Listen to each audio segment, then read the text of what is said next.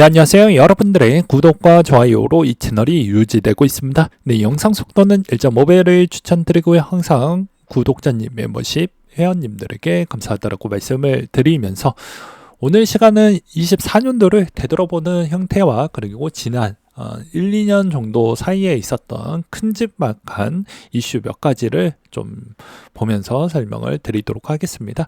23년도 워낙 코인은 이슈가 너무 많이 있다 보니까 짤짤한 거 다 빼고 임팩트 있는 부분만 좀 정리를 하고 넘어가도록 하겠습니다. 우리의 이제 빡빡이 형님, 우리 창희 형이 또 나오게 되죠. 창희 형님께서 이제 BUSD의 팍소스 발행하고 관리하는 부분에 따른 이제 이런 논란과 이슈로 인해서 이제 얽히면서 이제 그게 이제 깜빵까지 가는 그런 히스토리가 23년도 때부터 이제 진행이 됐었고요.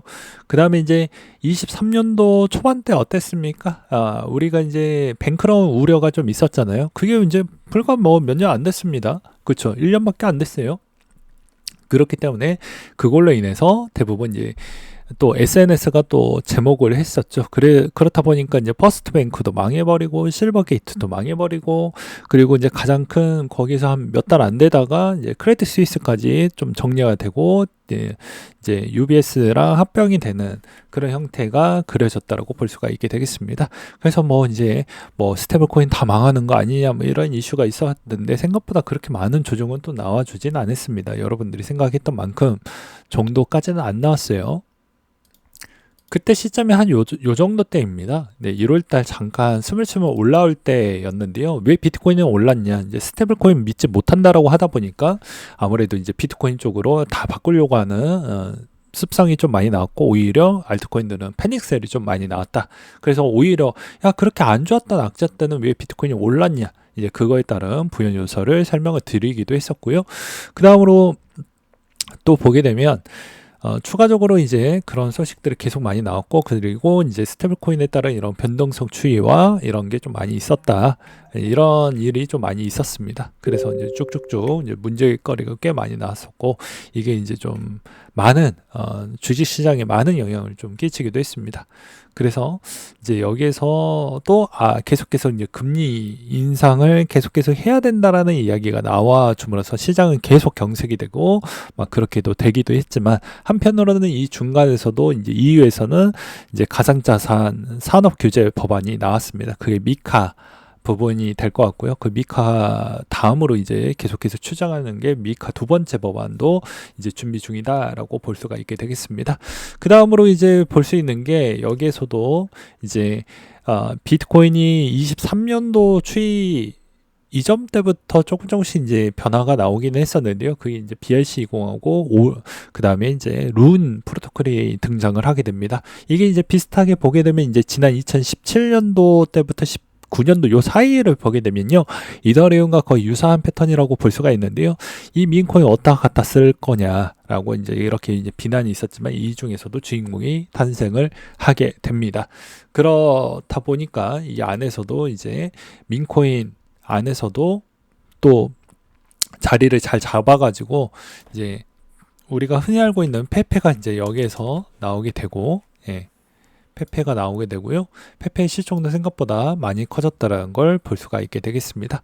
이제 그런 형태로 많이 커졌어요. 그 대신 이제 이쪽이 돈이 된다고 해서 많이 사람들이 또 참고를 하다 보니까 채굴의 해시레이트 부분에 따른 문제점이 어느 정도 또 해소가 되다 보니까 어떤 분들은 뭐 그렇게도 또 해석을 하기도 했답니다.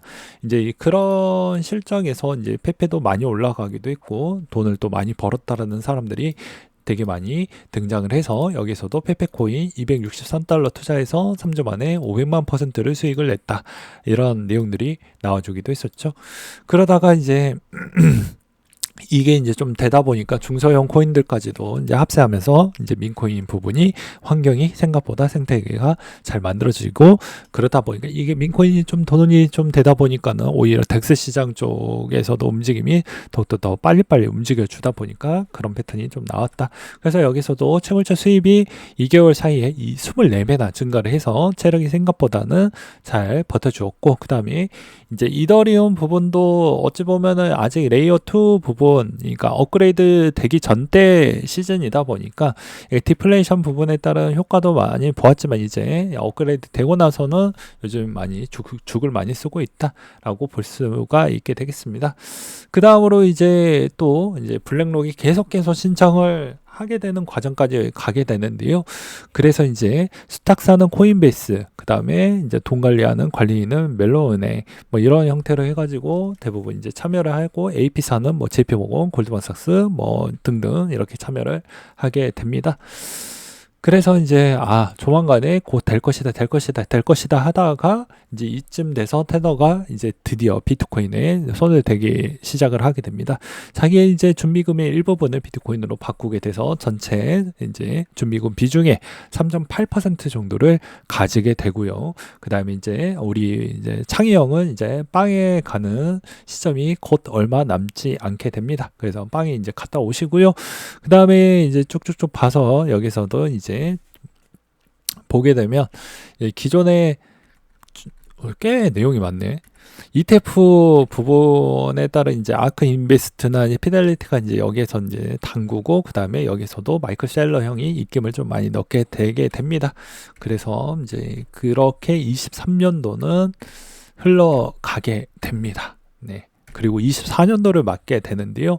여기서도 이제 가장 핵심은 아무래도 이제 첫 ETF가 되었던 비트코인 부분이 될 것 같고요. 그 다음에 한 7월 정도 때 이더리움이 된 걸로 저는 기억을 하고 있습니다. 그래서 이제 그 들어왔던 유입 대비해서도 아크 인베스트는 자기의 ETF 일정 포트폴리오를 조금은 정리를 하고 자사의 비트코인 쪽으로 많이 가는 형태를 보여주기도 했습니다. 그래서 이런 점이 좀 눈에 띄어주기도 했고요. 그 다음으로 이제 우리 뽀글이 형님께서 계속해서 등장을 할 수밖에 없는 이유가 FTX 상환 관련되어져 있는 내용 때문에 계속해서 등장을 찔끔찔끔마다 잊혀질 때마다 나타나게 됩니다. 그러면서 이제 약간 초반에 이제 ETF 되었다라는 퍼드도 나오긴 했지만 그게 진짜로 되게 되었죠. 그래서 가짜뉴스 아니냐라고 했지만 진짜가 됨으로써 통화가 되는 역사적인 길이 크립토 시장에서 연출이 되기도 했었고요. 그 다음으로 이제 만투콕스 물량이 뭐 나온다 뭐 한다 하면서 이제 기대감이 있었던 게 좀 잠시 주춤을 하기도 했지만 비트코인은 제 갈 길을 가게 됩니다. 그래서 이제 독일 정부가 이제 압수했던 그 물량이 영화불법 공유 사이트에서 갖고 있었던 물량도 생각보다 많았는데요. 그게 어느 정도는 또 소화를 해주게 됩니다. 이제 그런 형태가 좀 있었고요. 그 다음에 이제 단기성이 있는 자금들은 또 시장이 생각보다 박스권이 좀 길었습니다. 올해 요 시점이 24년도 첫 시작이고 여기에 25년도가 시작하는 구간인데 초반에 좀 올랐죠. 이 ETF 영향 때문에. 그 다음에 이게 계단식 하락이 좀 나와주다 보니까 사람들이 이때 못 버티고 거의 다 포기하고 넘어갔습니다. 이제 그런 형태로 좀 나왔고, 그 다음에 보상 공포와 독일발 악재가 나오고, 그 다음에 이더리움도 7월 23일 날 공식적으로 이제 거래가 됐지만 이제 이게 한 달 반 정도 때 뒤부터 이제 유입량을 보고 비트코인하고 비슷하게 따라가면 이더리움도 같이 올라갈 수 있었다라는 기대감은 갖고 있었지만 현실은 좀 달랐죠. 오히려 이제 생각보다 유입량이 좀 적고 오히려 비트코인 쪽으로 더욱더 힘을 많이 쓰고 있는 모습을 볼 수가 있었습니다. 그렇다 보니까는 그 다음 솔라나 ETF나 이런 쪽 뭐 리플 ETF 준비하는 쪽은 오히려 좀 많이 외면을 받기도 했었습니다.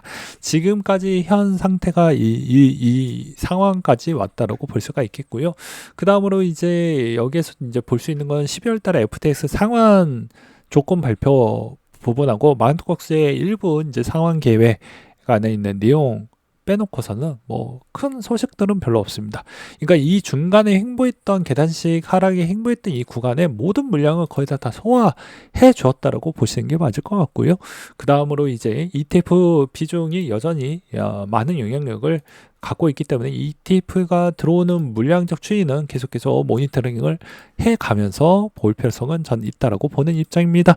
그 이유는 무엇입니까? 이 토탈 비트코인 스팟 ETF 넷 플로우 부분을 보게 되면요.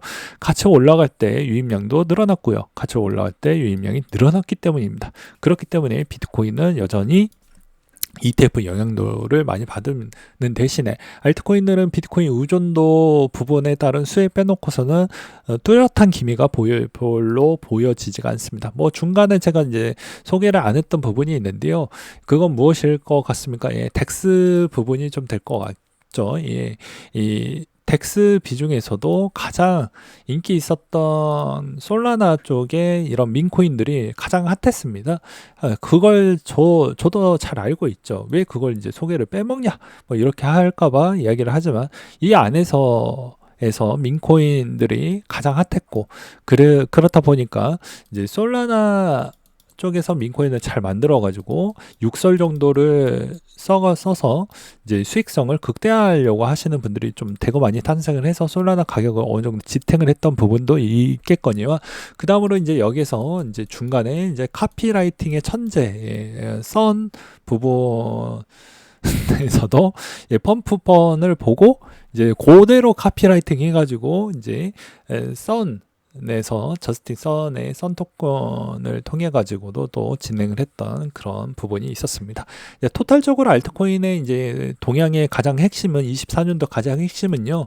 아무래도 덱스 시장이 좀 더 많이 성장을 했던 부분이 있고, 그 다음에 두 번째로는 이 덱스 시장 안에서도 여전히 이 덱스 시장 자체가 작기 때문에 전체적으로 유의미한 부분이 아니었고, 이 어떻게 보면 이 동네에서 누가 왕이 될 것이고 이 동네 안에서 누가 판때기 굴려가지고 자산 뺏어먹기에 있는 동네 판만 좀 커졌다라고 저는 좀 어떻게 보면 비판하고 싶습니다. 그러니까 전체 코인 시장판에는 큰 영향을 주지 않는다. 오히려 큰 시장의 뭐 생태계 부분이 좀 많이 변화를 주고 그랬으면 더 좋았을 텐데, 그런 점은 좀 아쉬웠다. 그리고 이제 마지막으로 요즘에 이제 좀 문제점이 되는 것 중에 하나가 이더리움 쪽에서 좀 유의미한 민코인이 좀 더 많이 나와 주어야 되는데, 그런 게 오히려 좀 나와주지 못했다는 게 오히려 좀 더 많이 쉬어가는 패턴을 만들지 않았나라는 지침과, 그 다음에 이더리움도 이제 재단의 개발진들의 몸값이 생각보다 많이 올라왔기 때문에 그거에 따른 부담 요소도 좀 있었을 것이다. 그리고 누구는 비판적으로는 비탈릭이 이제 여자친구를 사귀다 보니까 본업에 좀 많이 외면한 거 아니냐라는 측면에 일부분은 공감을 또 하기도 했습니다. 그래서 이더리움에 따른 아쉬움이 있긴 하지만 저는 그렇습니다. 알트코인을 들고 계시는 분들은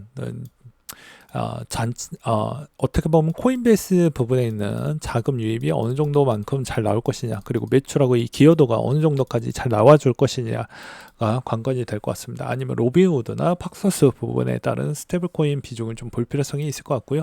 그게 아니다라고 하면 내년도에 따른 추이는 저는 BNB 부분에 따른 어떤 성과나 바이낸스에 있는 이제 내년에 있는 목표 계획을 좀 들어볼 필요성은 저는 있다라고